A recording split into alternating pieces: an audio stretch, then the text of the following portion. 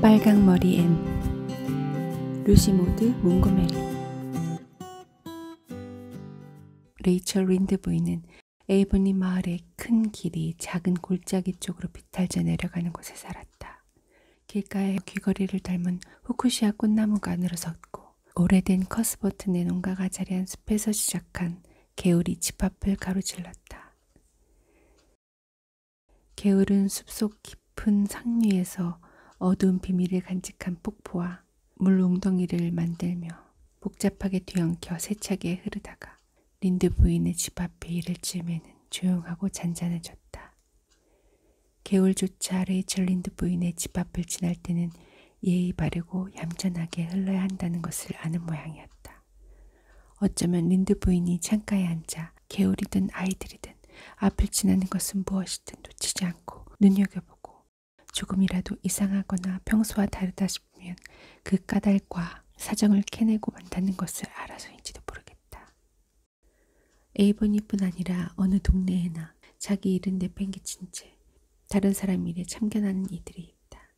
하지만 레이첼 린드 부인은 자기 일을 깔끔하게 처리하면서 남의 일까지 거들어대는 능력 있는 사람이었다. 타고난 살림꾼으로 집안일에 어디 하나 흠잡을 데가 없었다. 재봉 봉사회를 이끌었고 주일학교 운영을 도왔으며 교회 봉사회와 해외 선교 지원단의 가장 든든한 후원자였다. 이 모든 일을 다 하고도 몇 시간이고 부엌 창가에 여유롭게 앉아서 무명실로 침대볼을 떴고 에이번리 주부들은 린드 부인이 침대볼을 16장이나 떴다며 감탄하곤 했다. 린드 부인은 침대볼을 떼면서도 골짜기를 가로지르며 언덕 위로 굽이굽이 가파르게 올라가는 큰 길에서 시선을 떼지 않았다. 에이번리는 세인트 로렌스만 쪽으로 튀어나온 작은 삼각형 모양의 반도의 위치에서 양쪽이 바다였다. 따라서 마을에서 나가거나 마을로 들어오는 사람은 누구든지 그 언덕길을 지나야 했고 무엇 하나 놓치는 법이 없는 레이첼 린드 부인의 감시를 피할 길이 없었다. 6월 초순 어느 오후 레이첼 린드 부인은 부엌 창가에 앉아 있었다. 창으로 환하고 따스한 햇살이 비쳐들었다. 집 아래에 비탈진 과수원에 새 신부의 얼굴처럼 발그레한 연분홍 꽃들이 활짝 피어서 많은 벌들이 윙윙 날아들었다. 에이보니 사람들이 레이첼 린드의 남편이라고 부르는 체구가 작고 성품이 온순한 토마스 린드는 헛간 너머 언덕밭에서 때늦은 순무씨를 뿌리고 있었다. 매슈 커스버트도 초록 지붕집 위쪽 개울가에 널찍한 붉은 밭에 순무씨를 뿌리고 있을 터였다. 레이첼은 어제 저녁 카모디의 윌리엄 제이 블레언의 가게에서 매슈가 내일 순무씨를 뿌릴 거라고 피터 모리순에게 말하는 것을 들어서 알고 있었다. 먼저 질문한 사람은 당연히 피터였다. 매슈 커스버트는 어떤 얘기든 평생 먼저 꺼내는 법이 없었다. 그런데 그런 매슈 커스버트가 한창 바쁠 오후 3시 30분에 유유히 마차를 몰고 골짜기를 지나 언덕을 오르고 있었다. 하얀 칼라가 달린 가장 좋은 옷까지 빼입은 것을 보면 에이번리 마을 밖으로 나가는 게 분명했다. 게다가 밤색 앞말이 끄는 2인승 마차까지 탔으니 꽤 먼 거리를 간다는 뜻이었다. 이 시간에 매슈 커스버트가 어디를 가는 거지? 도대체 무슨 일로? 매슈가 아닌 다른 에이번리 주민이었다면 린드 부인은 재빨리 이런저런 정보를 끼워 맞춰 이 두 가지 질문에 꽤 그럴듯한 추측을 내놓았을 것이다. 그러나 매슈는 좀처럼 집 밖에 나서지 않는 사람이니 뭔가 급하고 심상치 않은 일이 있는 게 분명했다. 그는 부끄러움을 아주 많이 타서 낯선 사람과 만나거나 말을 섞어야 하는 자리에 나서기를 몹시 꺼렸다. 하얀 칼라가 달린 옷을 차려입은 매슈가 마차를 모는 모습은 쉽게 볼 수 있는 장면이 아니었다. 아무리 이리저리 생각해 보아도 마땅히 답이 떠오르지 않자 린드 부인의 즐거운 오후는 엉망이 되었다. 마침내 이 존경스러운 부인은 마음을 먹었다. 차를 마신 뒤에 초록지붕집에 가서 매슈가 어디를 갔는지 무슨 일로 갔는지 마릴라에게 직접 들어야겠어. 매슈는 매년 이맘때면 웬만해서는 시내에 나가지 않고 절대 다른 사람 집도 방문하지 않는다고. 순무씨가 부족해서 사러 가는 길이라면 마차를 타고 저렇게 차려입을 리가 없지. 마차를 느긋하게 모는 걸로 봐서 의사를 부르러 간 것도 아니고 어젯밤 이후로 갑자기 나갈 일이 생긴 게 분명해. 도무지 모르겠단 말이야. 오늘 매슈가 무슨 일로 에이번리를 나갔는지 알기 전에는 신경 쓰여서 아무것도 못하겠어. 그렇게 해서 린드 부인은 차를 마신 뒤 집을 나섰다. 그리 먼 길은 아니었다. 과수원에 둘러싸인 커스버튼의 집은 아무렇게나 크게 지어 올린 모양이었고 린드 부인이 사는 골짜기에서 400m가 채 안 되는 거리에 있었다. 하지만 워낙 좁고 긴 시골길이라 실제보다 훨씬 멀게 느껴졌다. 매슈의 아버지도 아들만큼이나 부끄러움을 많이 타고 말수가 적어서 농장 털을 잡을 때 숲속에 완전히 파묻히지 않으면서 사람들과 가능한 한 제일 멀리 떨어진 곳을 선택했다. 그래서 땅을 개간하여 가장 끄트머리에 현재의 초록 지붕집을 지었고 지금도 에이번리의 다른 집들이 옹기종기 모여있는 큰 길에서는 초록 지붕집이 거의 보이지 않았다. 린드 부인은 마차 바퀴 자국이 푹 팬 오솔길을 걸으며 혼잣말했다. 이렇게 외딴 곳에 둘만 덜렁 사니 매슈나 마릴라나 별난 것도 당연해. 나무와 친구가 될 것도 아니고 하긴 그 둘은 그걸로 족하다고 하겠지만 그래도 사람을 보고 살아야지.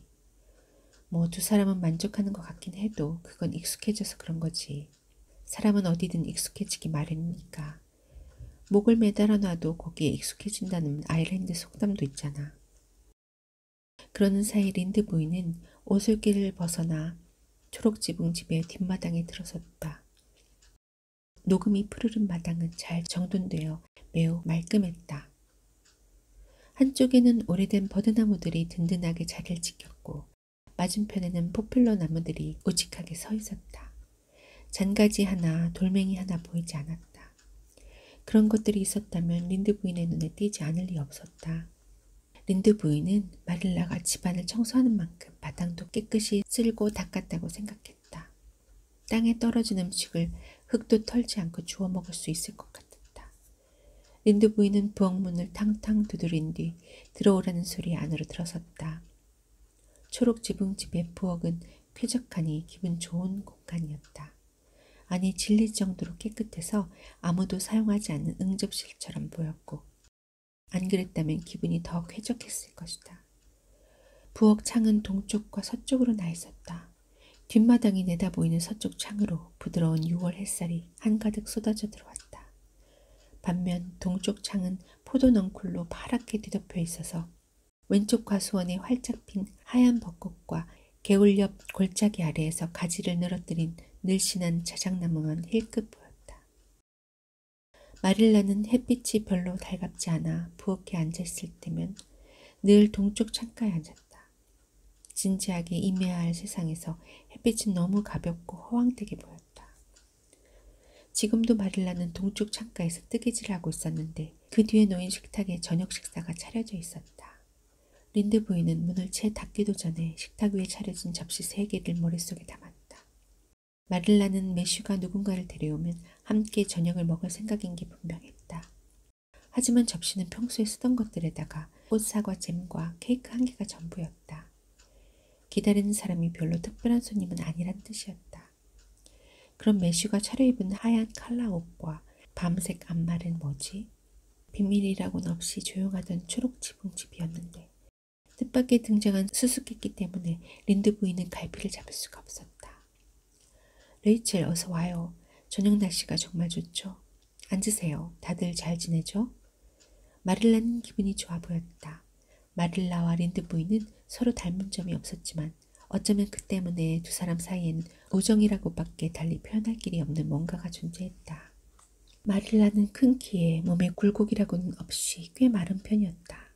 그리고 군데군데 희끗거리는 검은 머리를 언제나 뒤로 틀어올려 철사머리빗 2개로 단단히 고정시켰다. 세상 경험이 적고 고지식한 인상을 풍겼는데 실제로도 그랬다. 하지만 다행히 말할 때 조금만 다듬으면 유머 감각이 있다는 말을 들을 것도 같았다. 우린 다 잘 지내요. 그런데 매슈가 오늘 어디 가던데 마릴라한테 무슨 일이 있나 걱정했어요. 혹시 의사를 부르러 간 게 아닌가 해서요. 린드 부인이 말했다. 마릴라는 그럴 줄 알았다는 듯이 입술을 쓸룩였다. 린드 부인이 찾아올 것을 이미 짐작하고 있었다. 매슈가 그렇게 생뚱한 모습으로 마을을 나가는 광경을 봤으니 린드 부인의 호기심이 발동하고도 남으리라 생각한 것이다. 오, 아니에요. 오라버니는 브라이트 리버역에 갔어요. 노바스코샤의 고아원에서 남자아이를 한 명 데려오기로 했는데 그 아이가 오늘 저녁 기차로 도착하거든요. 매슈가 오스트레일리아에서 온 캥거루를 데리러 갔대도 이보다 더 놀라진 않았을 것이다. 마릴라가 자신을 놀리는 만무했지만 그런 생각을 안 할 수가 없었다. 마릴라 정말이에요? 린드 부인은 겨우 입을 열고 추궁하듯 물었다. 그럼요. 마릴라는 노바스코샤에서 고아소년을 데려오는 것이 별일 아닌 것처럼 말했다. 마치 제대로 된 에이번린 농가라면 봄에 의뢰 있는 일인 양 말이다. 남자애라니 다른 사람도 아니고 마릴라와 매슈가 남자애를 입양한다고? 그것도 고아원에서? 세상에 말도 안 돼. 이보다 더 놀랄 일은 없을걸? 절대 없지. 도대체 왜 그런 생각을 한 거예요? 린드 부인이 못마땅한 듯 따져 물었다. 자신에게 조언을 구하지 않고 벌어진 일이었으니 당연히 못마땅했다. 글쎄요, 오래전부터 생각했던 거예요. 사실 겨울 내내 생각했답니다. 크리스마스 전날 알렉산더 스펜서 부인이 왔었잖아요.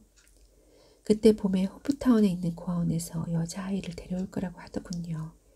사촌이 거기 살아서 스펜서 부인도 몇 번 가봤고 그곳 사정도 잘 알아보더라고요. 그래서 그 뒤로 오라버니와 저도 간간히 그런 얘기를 나눴죠. 남자아이가 있으면 좋겠다고요. 오라버니도 나이를 먹었고 벌써 60이니 기력이 예전만 못하고 심장 때문에 많이 힘들어 하거든요. 일꾼 들이는 게 얼마나 골치 아픈 일인지 알잖아요. 멍청하고 덜 떨어진 프랑스 사내애들 뿐이고 쓸만한 일꾼이 없어요. 게다가 기껏 가르쳐놔도 바닥까지 통조림 공장이나 미국으로 내빼버리니까요. 처음에 오라버니가 영국 사내애들을 데려오자고 하더군요. 하지만 내가 안 된다고 딱 잘랐어요. 그 애들도 괜찮죠. 나쁘다는 게 아니에요.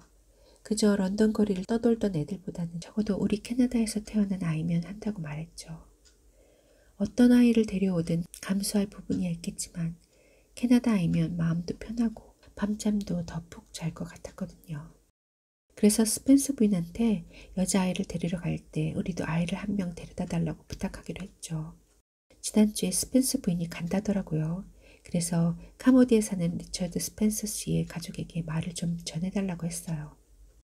10살에서 11살 정도의 똘똘하고 믿음직한 남자아이를 데려다 달라고요. 그 정도 나이면 전신무름도 시키고 제대로 가르치기에도 딱 좋은 것 같아요. 아이한테 좋은 가정환경도 만들어주고 학교 교육도 받게 하려고요. 오늘 우체부가 스펜스 부인이 역으로 보낸 정보를 가져왔는데 아이가 저녁 5시 반 기차로 올 거라더군요. 그래서 오라버니가 브라이트 리버역으로 마중나간 거예요. 스펜서 부인은 그 역에서 아이를 내려주고 화이트 샌지역으로 가야 하니까요. 린드 부인은 언제나 자기 생각을 이야기하는데 나름 자신이 있었다. 그래서 이 놀라운 소식에 마음을 가다듬고 자기 생각을 밝히기 시작했다.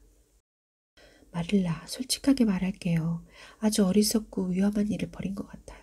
생판 모르는 아이를 집에 들이고 가족으로 받아들이려는 거잖아요. 그 아이에 대해 털끝만큼도 아는 게 없으면서요. 성격은 어떤지, 부모는 어떤 사람이었는지, 나중에 커서 어떻게 될지 전혀 모른단 말이죠. 왜 그 지난주에 신문기사 읽었는데 섬 서쪽 끝에 사는 어떤 부부가 고아원에서 남자아이를 데려왔대요. 근데 그 아이가 집에 불을 냈다는 거죠. 마릴라 일부러 불을 냈다니까요. 하마터면 침대에서 타 죽을 뻔한 거죠. 미리 내게 의견을 구했더라면 그런 생각은 절대 하지도 말라고 말해줬을 텐데. 마릴라 미리 얘기하지 그랬어요. 달갑지 않은 조언에도 마릴라는 기분 나빠하지 않았고 놀라지도 않았다. 마릴라는 뜨개질을 계속하며 말했다. 레이첼, 그 말도 물론 일리가 있어요. 나도 전혀 꺼림칙하지 않은 건 아니에요. 하지만 매슈 오라버니 마음이 이미 기운 게 눈에 보여서 내가 물러섰답니다. 오라버니가 뭔가에 열의를 보이는 경우가 흔치 않아서 그럴 때면 내가 꼭 져줘야 할 것 같거든요. 그리고 위험한 거야. 세상 살면서 사람 하는 일이 다 그렇죠. 그렇게 따지면 부부가 임신해서 아이를 낳는 것도 위험 부담이 있죠. 아이마다 전부 잘 크는 건 아니니까요. 게다가 노바스코샤는 우리 섬과 바로 붙어 있잖아요. 영국이나 미국에서 데려오는 것과는 다르죠. 그 애는 우리와 크게 다르지 않을 거예요. 린드 부인은 불쾌한 마음을 숨기지 않는 목소리로 의구심을 쏟아냈다. 그렇다면야 별탈 없길 바랄게요. 다만 그 애가 초록지붕집을 불태워버리거나 우물에 독약을 풀거나 해도 왜 안 말렸냐며 나를 원망하지 말아요. 뉴 브룬즈윅주에서 실제로 고아원 출신 아이가 그런 짓을 해서 온 가족이 끔찍한 고통 속에서 죽었다더군요. 여자아이였다곤 하지만요. 글쎄요, 우린 여자아이를 데려오는 게 아니니까요. 마릴라는 우물에 독을 푸는 게 지극히 여성스러운 행동이란 듯이 남자아이는 그런 걱정을 할 필요가 없다는 식으로 말했다. 여자아이를 기를 생각은 추호도 없어요. 스펜서 부인이 여자아이를 입양한다기에 나도 놀랐어요. 스펜서 부인이야 마음만 먹으면 고아원도 통째로 입양할 사람이죠. 린드 부인은 매슈가 돌아오는 모습을 보고 싶었지만 그러려면 줄잡아도 2시간은 넘게 기다려야 했다. 그래서 그 길로 로버트 벨의 집으로 가서 소식을 전하는 게 낫겠다고 결론을 내렸다. 이 소식은 분명 엄청난 파장을 일으킬 터였고 린드 부인은 이런 얘기거리를 만드는 것을 무엇보다도 즐겼다. 그렇게 린드 부인은 초록 지붕집을 나섰고 조심스럽게 오솔길로 들어서면서 불쑥 내뱉었다. 다른 사람도 아니고 꿈은 아니겠지. 그 어린 것도 안 됐네. 매슈와 마릴라는 아이에 대해 아무것도 모르니까. 어린애한테 제 할아버지보다도 더 현명하고 의젓하게 바라겠지. 그 아이한테 할아버지가 있기나 했을까 싶지만 말이야. 어찌됐든 초록 지붕집에 어린아이라니 상상이 안 가네. 그 집에 아이가 있었던 적이 한 번도 없었지 아마. 그 집에서 살기 시작한 게 둘이 다 자라서였으니까. 두 사람한테 어린 시절이 있기나 했는지도 모르겠어. 지금 둘을 보면 태어날 때부터 저 모습이었을 것 같다니까. 나라면 무슨 일이 있어도 그 집에 입양되진 않을 텐데. 아이고 불쌍해라. 린드 부인은 글장 및 덤브를 향해 마음에 가득 찬 말들을 쏟아냈다. 바로 그 순간 브라이트 리버역에서 얌전히 기다리고 있는 그 아이를 직접 봤다면 불쌍한 마음은 한층 더 깊고 강해졌을 것이다.